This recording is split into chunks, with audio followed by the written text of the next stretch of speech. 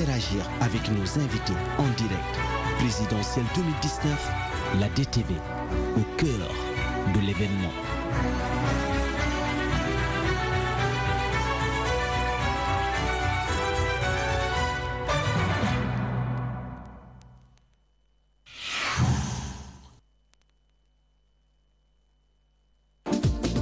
Les week-ends économiques du groupe Excaf Télécom reprennent avec beaucoup d'innovation. Démarrage le 9 février 2019 au monument de la Renaissance. Faciliter le contact entre le producteur et le consommateur final, tel est notre credo. Pour tout renseignement, appelez le 77 016 29 05, le 77 920 36 89, le 76 614 60 85 ou le 70 720 36 00. En bon leader, venez réaliser vos projets les plus ambitieux. Du nouveau à Excaf Télécom avec les décodeurs TNT. Deux nouveaux modèles d'antenne TNT de marque Televès. Antenne TNT Edge à 10 000 francs avec 10 dBi de gain. Antenne TNT V Zénith à 15 000 francs avec 15 dBi de gain. Fabriqué en aluminium inoxydable pour une longue...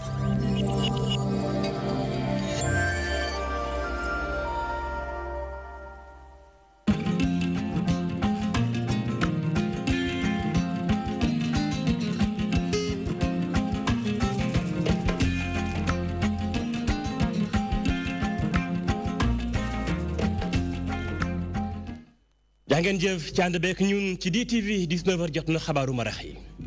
la ca gën a fees bokk na ca ni élection yi dëgmal fi mu toll ni tembe coow li mooy Abdoulaye Wade li mu wax naan élection du am ci biir Sénégal bu ca Karim Wade bokkul Aly Ngouille Ndiaye sewal wax ji jàpp ni mbir daanaka sax ña nga ci wàccal ga lépp dana yeween ngir élection mën a am ci biir Sénégal daañu ci ñëw ci biir xabaar na mu gën a yaatoom dana ca bokk lu jëm ci campagne bi tax na daanaka fu neex waay taf ab affiche dina mel tax na mbedd yi xayadi gi ak ñaaw gi foo ko takk jéggi na ko Sénégal yu bari ci ñoom jàmbat wàll gune mel daañu ci ñëw tam ci biir xabaar yi dana ca bokk lu jëm ci xarfal benn xarfal njagamaar yi daanaka jéggi na dayo ba ci biirum Sénégal gii waxtaan lañ ci woote donte wàññi ko mi ngi am daañu ci ñëw ci biir xabaar yi tam dana ca bokk incha allah tey doon bëccëg bi nu jagleel bëccëg bopp kenn du yor téléphone ndax ñu bari mën nañ koom déet waaye yumbul daañu ci ñëw xool ba xam sénégalais yi sàmm nañ bëccëg bi am ndét niskis faram-fàcce gi buñ ci noppee daañu ci boole xibaar journal de la campagne soxna Abi Gaye moo koy faram-fàcce soxna si naa ngi lay nuyu bu baax maa ngi lay fay bu baax sëñ Modou nag santuma Gaye de saw laa sax waaw gis nga soxna Abi Gaye dama tàmm Abi Gaye lu gën a fees ci li nga nar a faram-fàcce jëm ci wàllum politique campagne bi waaw li ca nar a bokk mooy rek ki nga xamante ne moo di Madické Niang ak coalition ni ki démb ña nga woon ca Ferlo waaye tamit amal nañ benn caravane amal visite de proximité fu ci mel ni que Ourossogui Matam Kanel ak Bakel waaye tamit candidat bi nga xamante ne mooy njiital PUR moom i tamit daan nay rek yëkkati ay kàddu gën a fësal la nga xam ni moom la dikk askanuk sunu gaal Modou Mbacké Niang itam dinañ am ki nga xamante ne moo di njiital Pastef Ousmane Sonko ak ki nga xamante ne moo di président sortant di njiitu réew mi Macky Sall ak ki nga xamante ne moo di Idrissa Seck jaajëf daañu ko faram-fàcce bu naagee ci incha allah ci njow baxtanu xibaar yi tàmbali xabaar yi ubbi gi jëm ci mbirum élection ci biir Sénégal gi jàppale ni kon daanaka bari na fukki junni ak juróomi toftal daanaka ñeenti téeméer ci ay bureau de vote yoo xam dañ ko ubbi yees ci biir réew mi la koy indi mooy yokkute gi am ci askan wi ak itam bëgg bureau yi mën a amul peex ministre bi dénk lépp luy élection moo ko xamle Aly Ngouille Ndiaye xëyoon woote waxtaan ci wàllu gu ni mel nee na tamit matériel bi dana dem ci yëpp gox ci biir Sénégal balaa àgg ci li nga xam mooy bisu élection yi ndaje man ci wote woon soxna Safetou ko li fekkee do ko reportage. bulletin de vote candidat bu nekk ñu dajale ko ci ay lot fas yéene ko rek yóbbu ci gox-goxaat yi atum 2019 bi gouvernement bi andi ay coppite ngir moytu yenn jafe-jafe yu amoon jëm ci wàllum élection ci Sénégal. dañuy tàmbali ci régions yi gën a sori di wax rek ne ren am na disposition yu am solo yoo xam ne yii direction générale des élections appliqué na ko. parce que dañu daan xool des fois ci bureau de vote ngay dégg ñu ne bureau bi tàmbali wuñ ko parce que bulletin de vote tel candidat manqué na wala bariwul loolu pour moytu ko ñu waxtaanoon ak direction générale des élections kon bu ñuy commandé imprimerie yi na leen wax paquet yi ñu bëgg rek ñu defal ñu comme ça kenn du ci yokk kenn du ci wàññi. ngir am ay élection yu mucc ayib yuy sàlloog tëralin bu réew mi. ministre bi di xamle ni rek jël neen matukaay yu war ngir aar candidat yi waaye it béréb yu ñu nar a voté ji. pour la première fois d'ailleurs ñu wax police ak gendarmerie que ne fépp foo xam ne ni fii candidats yi ña ngi fay meeting nañu fexe ba waxtaan ak plénipotentiaires yi pour que sécurité bi ñu mën ko assurer. te it bureau de vote bu nekk dana am militaire yu fa ne wala gendarme wala policier yu fa ne pour sécuriser. ca Touba jot nañ cee andi ay coppite ci béréb yu ñu nar a voté. waaw loolu moo tax ñu def ay modification ci carte électorale bi mooy maanaam fexe ba ñu jéem a gàttandu jafe-jafe yi ñëw. wàññi également yenn bureau de vote yi yóbbu ko fii nit ñi dëkk gën leen a jegeel parce que Touba dafa rëy dafa yaatu biir Touba dafa bokk ci rare dëkk yi nga xam ni booy wote ji da ngay tukki. élection présidentielle bu 24 février 2019 dara mënu ko tere am di lu ñu xamal ministre bu jiite wàllum biir réew mu ci yokk sax di xamle ni ay bulletin ay affiche ak yeneen defar nañ ci ay lot yu am solo. jaajëf soxna Safeetu Koli xibaar yi wëy ak élection yi dëgmal gis ngeen ni coow li bari na lool maître Abdoulaye Wade yëkkati kàddoom xam ne ni élection du am ci biir Sénégal bu fekkente ni Karim Wade bokku ci ndax xam dana am du am ministre bi ñu dénk kaaraange biir réew mi Aly Ngouille Ndiaye ni wax jooju ay caaxaan dong la élection faaw moom ci biir Sénégal gii bépp matukaay jël nañu ko waaye itam da caa weddiwaale kàddu yi ñu tuuma ci am ndoddam di wax naan dafa créer ay bureau de vote yoo xam te ni bi ay bureau fictif la Aly Ngouille Ndiaye dénk na kàddu suñu reporter. waaw mais dégg nañ ko mu wax mais yaakaar naa ne élection yi moom bu neexee yàlla danañ ko tenir le 24 février. xam nga Linguère moom wax dëgg yàlla bu fekkente ne ñun ñëpp dañoo parcourir histoire war nañ xam ne Linguère moom président Macky Sall mën na ko gagné sans pour autant moom bureau fictif ndax depuis 2012 mi ngi koy gagné loolu mooy d' abord benn et puis deuxièmement dama yaakaar ne waxi loolu waxi politicien la rek. ministre d' état Abdou Sy li mu wax noonu nee na créé naa bureau de vote ba créé ko sama tool. te yaakaar naa ne tool bu am ñetti case kenn du fa créé bureau de vote parce que du am électorat waaye am na effectivement bureau de vote yoo xam ne créé nañ ko département de Linguère mais benn bu ci nekk bu ngeen demee xool carte électorale bi mën naa leen sax préciser fi mu wax village bi c'est dans la commune de Warxoox bu ngeen demee ci école arabe ba lañ fa créé bureau de vote parce que aussi ay sénégalais lañ am droit ci voter ci fu leen gën a jege comme yéen ni ngeen voté seen buntu kër ñoom aussi am nañu possibilité voté seen buntu kër. mu doon kàddu ak ministre bi dénk kaaraange bi réew mi di Aly Ngouille Ndiaye xibaar yi ba tey ak kàddu yu maître Abdoulaye Wade yi élection du am ci biir Sénégal gii donte ñu koy xaar mu ñëw ci biir réew mi naka la ko askanu Sénégal jàngate ñenn ci ñoom seen kàddu jib na jàngat gi mooy xëy na ay pexe la ngir jéem a xuuxal président Macky Sall bi nekk pouvoir ñeneen jàpp ni xëy na daal lam ci namm moom rek moo ko xam gëstu soxna Adjara Ndiaye. waxu Pape du Sopé yi nag laal nañu bari analyste politique bi jàpp ni wax yooyee Wade def ko def rek ngir pouvoir bi fi ne mën a xoolaat seen bopp. ko comprendre parce que li fi xew te kenn waxul bari na yu bari yu am yoo xam ne jaroon na fippu nit ñi nag fippiwuñu xëy na opposition moo amul doole moom lu leer te leer may bu ñëwee du ma ne léppay changé na waaye dina am loo xam ne nit dañ ko yëg. dina am ñoo xam ne aussi sawaruñu ñëwoon parce que xam nañ force am.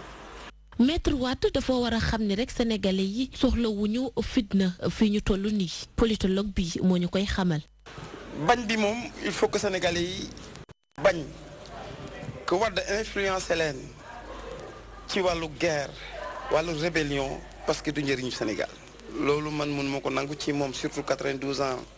xam li xew ci monde bi yëpp warul mën a def sax forme de bluff yooyu mais en politique on peut lui donner la permission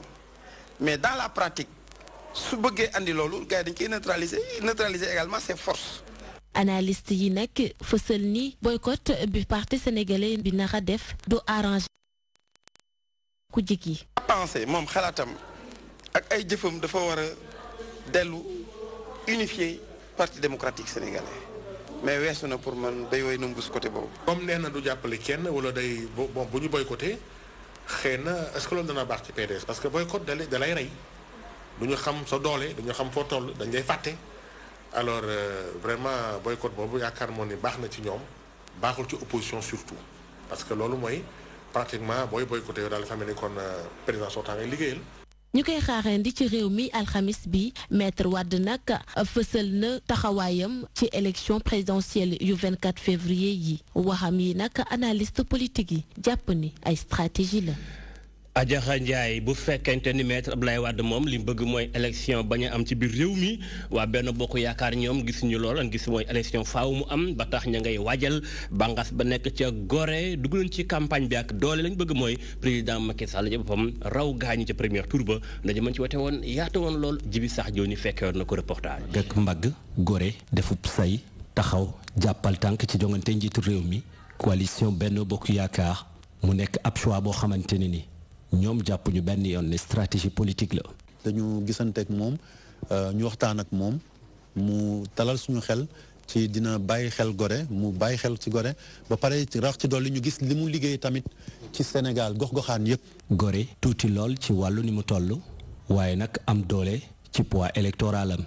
ngir mën a bàpp askan wi ba ñu mën a ànd ak ñoom mooy di waxtaan fu mu mën di nekk ak seeni ñooñ. porte à porte bi moom Gorée benn kër la donc kër yi sonante wuñu dinañ dugg ci kër yëpp wax ak ñëpp xam nañu ne Macky Sall ak Benno Bokk Yaakaar am nañ fi lim bu takku ku xool résultat dernière élection législative ñoo xam ne ñoom ñoo fi jiitu woon sax ci résultat parce que Dakar yëpp commune yëpp ñoo fi gënoon baax ay résultat. lu soriwul lool barki démb ñoo xamante ne ni bokk ca Ousmane Sonko ci diwaanu Saint-Louis ñu daal di leen attaqué di lu tax ba ki nga xamante ne ni mooy Augustin Senghor di sàkku ci ñu ànd ak dal. Sénégal benn lay nekk dëkku respectante muy wàllu ethnie yi muy wàllu tarixa yi muy wàllu dialogue interreligieux ñëpp ay doomi bàyyi lañu loolu dafa war a sax. Augustin Senghor ak ay ñooñam nangu ñoo bàyyi benn détail ñu ngi yaatal géew bi di jàppal tànk coalition bi nekk ci bopp réew mi te xamle ne ci Gorée moom daanaka ñoom gañe nañu ko.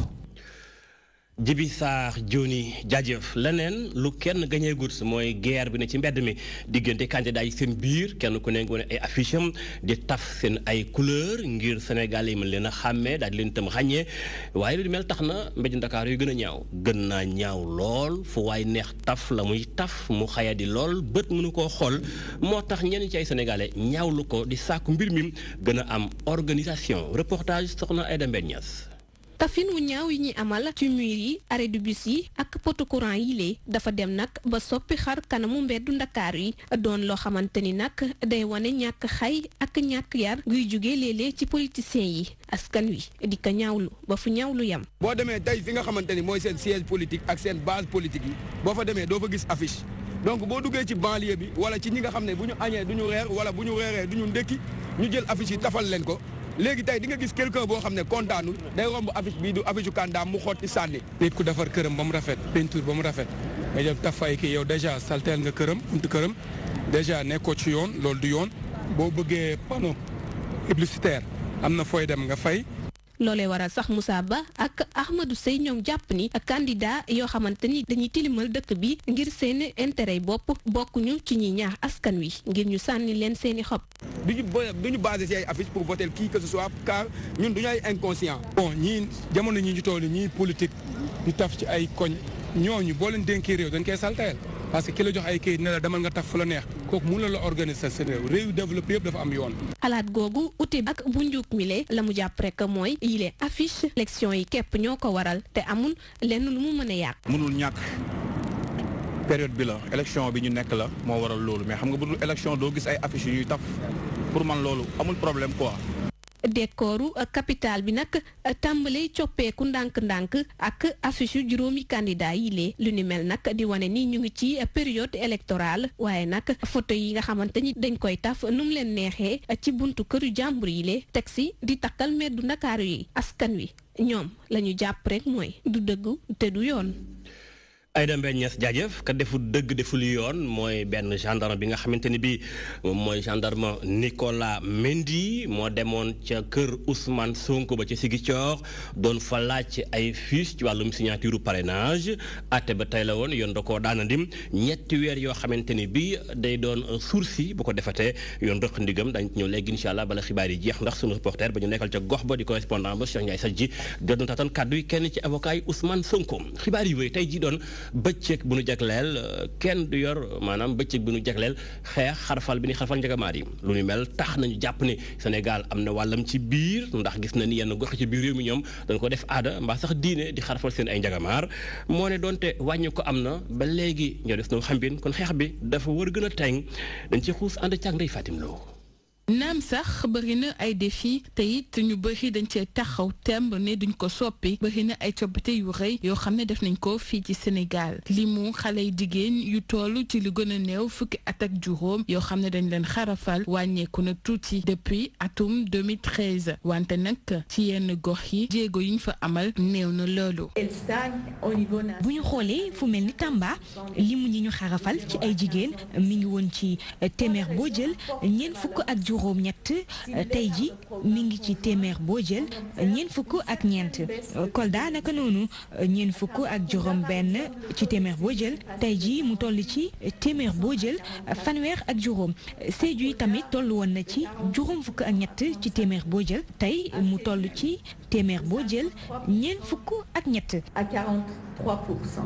ñu dàkkal fii xarafal jigéen mën na nekk comme ni ko ODD yi bëggee fi wëkk atum 2030 waaye nag faaw nguur gi gën a gaawal loxoom li ni mel jaarale ko ci tëral ay jumtukaay ba askan gi mën a xam yan politique lañ fi tëral ngir xeex li ni mel. am nañu loi boo xam ni bi dafay tere xarafal jigéen boobu jàpp nañ ni tribunal yi ñi ngi appliquer loi bi niñ ko war a appliquer. waaye jàpp nañu tamit ne que ñi nga xam ne ñoom ñooy def mbir boobu war nañoo gën a mën a waxtaan ak ñoom pour seet ak ñoom mbir bi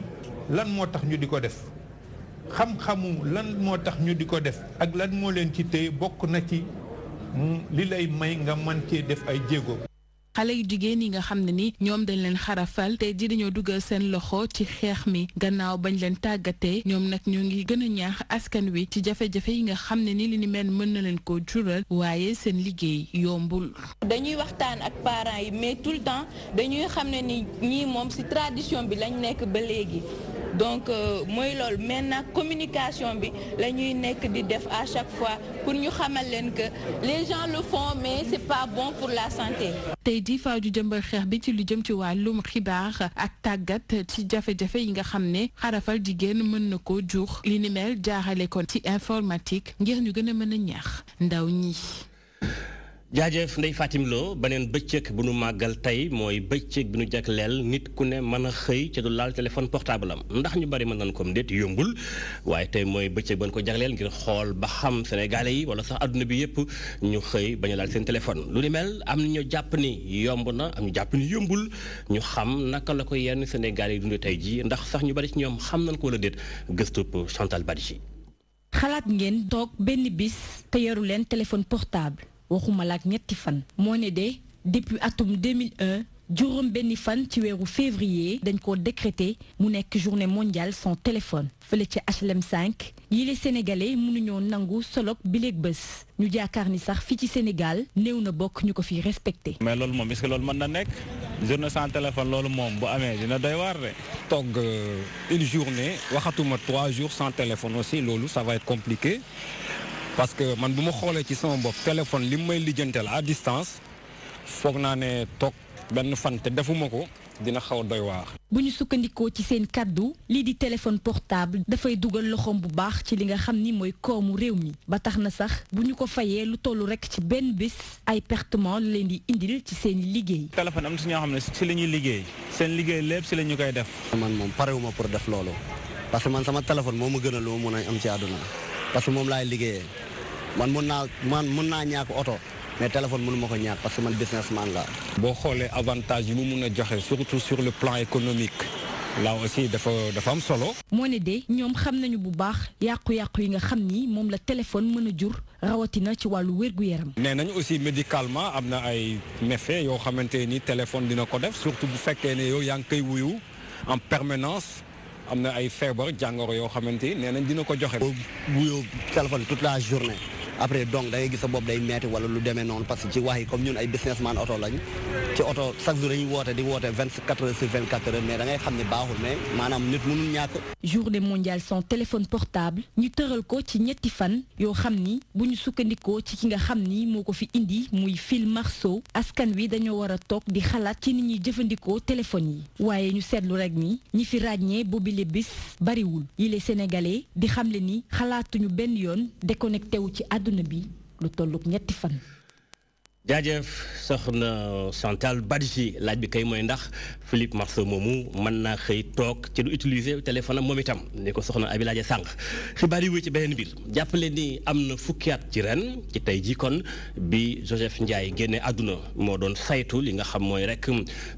fee nga xam mooy maison des esclaves ca Gorée moom nag màggalees na ko fàttali ko waat ko moo doon kan ak doxalin ba ak nekkin ba.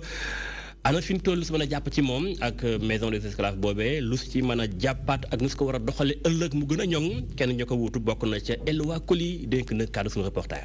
waaw daanaka magal bi dafa nekk li nga xam ne lu ñu waroon a def bu ñu sañoon kon at bu nekk ñu def ko wante def ko tam ci bu mu amee fukki at bi mu wàccee liggéey loolu maire Gorée Augustin Senghor ak Goréens yi ñoo xalaat loolu. xam ngeen ne Joseph Ndiaye kenn mënul wax maanaam ci maison des esclaves wala ci île de Gorée te doo ci boole Joseph Ndiaye moom moo tax ba ñu xam Gorée moom moo tax ba ñu xam maanaam li xewoon ci diggante 16e siècle ba 19e siècle maanaam maa ngi wax ci jamono jaayante jaam ndaxte Joseph ci maison des esclaves bi mu newoon foofu la doon xeex pour xamal ñëpp. li am xam ne moom moo daloon ci nit ku ñuul mu xeex loolu léeg-léeg moom kese moo ko xeex xam ngeen ne loolu tax na ba léeg-léeg nit ñi di dal ci kawam kenn daawuloon toppatoo loolu léegi mën nañu wax ci loolu mu mel ni lu yomb mais yombuloon te moom xeex na ko moom kese mu am ñi ko ci ñu ñëw da ko fekk ko si ñu xalaat ne léegi dafa jot. pour ñëpp gën koo xam ñu bañ ko fàtte ñu xam ne ñu mën ko may xale yi nag ñu def ko maanaam royukaay ndaxte dafa nekkoon nit ku amoon valeur nit ki nga xam ne moom dafa xeex pour maanaam yëkkati nit ku ñuul bi nga xam ne dañ ko suufee woon ba def ko jaam. yooyu lay kàddu ji bi sax jooni moo ko taataan ni ma ko waxoon sànq ci bopp xibaar yi yegg nañ ci journal de la campagne ni skii ñu soog ko ànd ceeg yéen.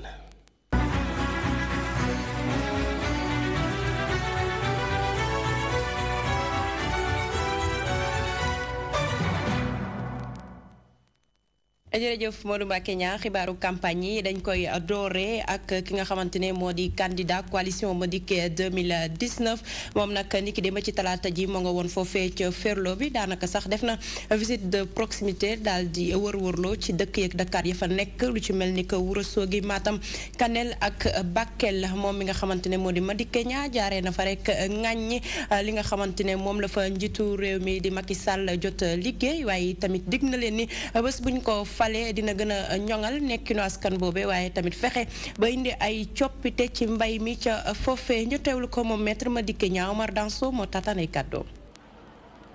ma jëkke Ourossogui ñëw Matam ñëw Kanel sama xol dafa tàng Macky Sall bi noo wooye doomu Fuuta defu fi dara man mi nga xam ne Ndar laa dëkk Sénégal fas yéene naa ñëw faj problème mu Fuuta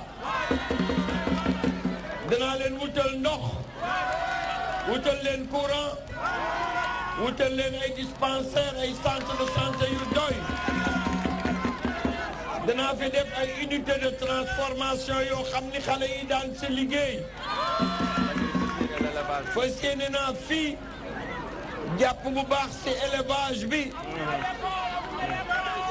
élevage bi dana leen jëmale kanam waaye sama xel aussi mi ngi dem seen doom yi nga xam dañu nekk bitim réew danaa jël le fonds d'appui aux Sénégalais de l'extérieur ma def ko banque nationale banque boobu day jàppale sunu mbokk Sénégalais de l'extérieur yi seen projet seen problème mu sécurité sociale bi nu am ci réew yu bari danaa fexe ba waxtaan ak réew yooyu ba duñu ñàkk seeni droit danaa créer benn société de transfert bu mag lépp lu fa jóge mbirum sénégalais de l'extérieur lay régler. ñett ñetteelu fanu campagne professeur Issa Sall ki nga xamante ne moo di candidat au parti de l'unité du rassemblement pur moom nag dañ ko tertu comme ni ñuy teeroo buur foofee ca dëkkam moom nag jaaree na fa fësal mbégteem ak kontaanteem waaye tamit diggee na fa itam ne bis buñ ko falee dina xeex lépp lu nga xamante ne moo jëm ci wàllum ger waaye tamit dina fexe ba jëfee la nga xamante ne moom lañ xaatimoon ci assise nationale la ñu amaloon waaye tamit soppi li nga xamante ne moom lañ gis ne jaarul yoon ci yenn secteurs yi ñu ànd ci ak Adama bi tey ci Tataguine gi mu dëkk ñu daal di ko teeru ci ni mu waree moom professeur Issa Sall nag daal di fësal li nga xamante ni moo di programme moom bokk na ca yemale li di pouvoir yi xeex li di guerre ak yeneen li ni mel. charte réew mi muy constitution bi fas yéene naa ko respecté muy pouvoir exécutif bi ak pouvoir législatif bi ak pouvoir judiciaire bi dinaa fexe ba équilibré ko. ministre yi fi nekk te kii di président de la république am ci lu ëpp juróom-ñett fukk man dinaa fexe ba du ñu ëpp ñaar fukk. mbiru guerre ak mbiru mbuxum fas yéene naa mu génn Sénégal. mu doon lu rëy ci bile candidat ba tax na sax mu dig leen ay université de proximité waaye tamit fexe ba bépp département bu fa nekk dal di am ab bërëb bu fajukaay. ci loolu dama ne département bu nekk dinaa fa fexe samp université de proximité. 45 départements yi bu ci nekk dina am hôpital bu mucc ayib ak plateau technique bu équipé. fas yéene naa nit dootul juddu ñàkk kayitu juddu. bëri na fa ay liggéeyukaay ñu leen di wax agence fas yéene naa leen dindi. sécurité ci la bokk maanaam kaaraange réew mi ci biir ak ci biti. mbooloo mu bari ñoo ko wuy si woon fi nga xamante ni moo di dëkkam professeur Issa Sall daal di feddali kóllëreem tey te di leen wax ni dina xeex lépp lu jëm ci ñàkk xëy ndaw ñi. jërëjëf Fadama bi tey Idrissa Seck ma nga woon foofee ca diwaan bu Kaolack moom nag jaaree na fa di woo woy politique yi ngir rek ñu jël ki nga xamante ne moo di Cheikh Ibrahima Niass daal di koy def seen ko royukaay moom nag daal na fay rek jaaree ñaawlu yi tamit jafe-jafe yi nga xamante ne si réewum Sénégal am na ko ci wàllum diplomatie moom mi nga xamante ne moo di njiital coalition yi di 2019 jaaree na fa nag sargal waaye itam tatagal ñi nga xamante ne ñoo faree ci langue politique bi te ñëw jàppale côté it di ko dooleel ñu teewlu leeral yi ak Jibi Sarr Joni. escale bi mu def ci diwaanu Kaolack nekk na benn ci yi ñu gën a ràññeegum ba mu dooree campagne am ak léegi Idrissa Seck mu ngi fësal bëgg-bëggam ci gën a ñoŋal li nga xamante ne ni moom mooy wàllu mbay mi ci diwaanu Kaolack ak li ko wër rax ci dolli mu ngi rafetlu bu baax a baax lëngoo gi nga xamante ne ni seq na ko ak yenn ci kilifa yi gën a mag ci wàllu politique ci mim réew. gis naa seen taxawaay gis naa seen mobilisation gis naa mbooloo mi ñu leen di sant di leen gërëm coalition bi mënuñu ko lim puisque il y a plus de 100 organisations aujourd'hui dans cette coalition. loolu moo tax fu ma fi jaar population yi benn wax la ñu may wax mooy ñun daal duñu ci 2 tours duñu ci 3 tours. Kaolack dëkkub diine Idrissa Seck fësal li mu namm ci wàllu diine gi ci réew bu Sénégal ba tax na moom li mu jàpp sax mooy ki nga xamante ne ni moom mooy Baye Niass liggéeyam ak lu baax li mu def ci réew mi war naa mën a tax wàllu diplomatie gën a dox ci Sénégal rawatina denduk Afrique. ak ñu baax ñi nekk ci Sénégal seen liggéey ëmb na Afrique ëmb na àddina bi ba nga xam ni Sénégal waroon na am diplomatie d'influence bu ko may lépp luy xew ci Afrique ñu jiital leen suñu kilifa diine yi ak suñu mag yu baax ñi liggéeyal ñu ko bokk na ci programme bi ñu taxawal ñu jëfandikoo influence boobu ci diplomatie Sénégal. candidat bu coalition Idy 2019 mu ngi wéyal ci du mu gën a mucc ayib li nga xamante ne ni moom mooy campagne am fi mu toll nii nag fu mu dem li muy gën a ñaax nit ñi mooy ñu ñëw jàppale ko ngir mu mën a génne Sénégal ci guute gi nga xamante ne ni moom la jàpp jërëjëf Djibi Joni ca jamono joojee nga xam ne Idrissa Seck ma nga woon ca Kaolack Waalo ak Fuuta daanaka ñoom ñëpp génnoon nañ ngir teertu caravane bu coalition Benno Bokk Yaakaar Richard Toll Podor daanaka itam ñoom ñëpp ña nga woon ca biti ngir rek féddali seen ànd ak ki nga xamante ne si moo di njiitu réew mi Macky Sall moom sax jaaree na fa dig na leen ni bis buñ ko falaatee ci bopp réew mi ñooñee dëkk ca gox yooye wala ca dëkkaat yooye dinañ gis seen bopp bu baax a baax ci nguuram ñu ànd ci ak Codé Ndiaye.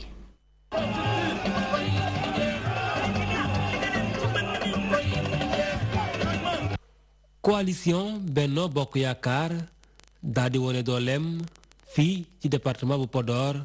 candidat Benno Bokk Yaakaar di rafetlu booloo bi nga xamante ne nii nemmeeku nañ ko ci gox bi. Dire à ces cadres du département toute ma fierté. J'ai salué votre unité du département de Podor, ce qui nous a permis aujourd'hui d'avoir ce raz-de-marée. D'ailleurs, ce que j'ai vu encore d'or avant d'accéder au stade est plus important, c'est dire que votre mobilisation a été une mobilisation exceptionnelle. bu ñu sukkandikoo ci kàddu maître Aïssata Tall Sall doon maire diwaanu Podor waaye itam Abdoulaye Daouda Diallo doon coordonnateur Benno Bokk Yaakaar ci département bu Podor fii nag défi bi nekkatul ndam li waaye nag score bi nga xamante ne nii ñu ngi koy xaarandi ci ngoonuk 24 février 2019. Dans le programme que vous avez établi pour votre réélection, liggéeyal ëllëg la solidarité tient une place importante. L'économie solidaire pour les femmes de Podor, l'économie solidaire pour les jeunes de Podor, l'assistance aux personnes handicapées, l'assistance aux personnes âgées. Voilà, Monsieur le Président, ce que vous nous destinez. Et voilà pourquoi nous acceptons de passer avec vous un pacte de confiance et de fidélité qui vous conduira à la victoire et nous nous engageons pour cela. Vous n'êtes pas seulement le meilleur candidat pour nous. Pour Podor, vous êtes le seul, l'unique candidat. Il n'y en aura pas deux, il n'y en aura pas trois. Podor a un seul candidat,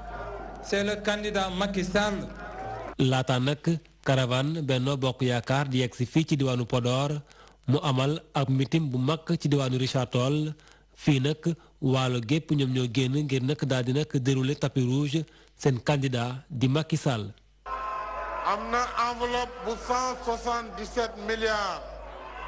boo xam ne moo war a def renforcement de capacité de production et de stockage parce que war nañu amaat ay magasins war nañu renforcer les moissonneuses batteuses renforcer le machinisme agricole pour que la culture des deux saisons avec la modernisation et la mécanisation ainsi que la chaîne de valeur. muy ci diwaanu Waalo wala bokk diwaanu Fuuta